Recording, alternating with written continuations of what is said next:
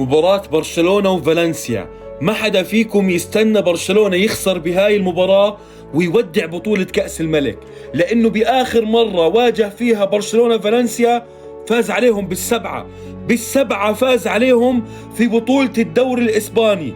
بس أنا من عندي بحكي لك، بعد ما برشلونة يفوز على فالنسيا ويتأهل، كل دعوات المدريدية راح تتمنى إنه ريال مدريد يواجه برشلونة بنصف نهائي كأس الملك.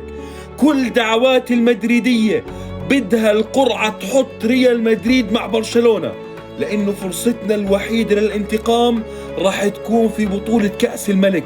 ما راح نستنى لإياب الدوري الإسباني، ما راح نستنى نطلع مع برشلونة في بطولة دوري أبطال أوروبا.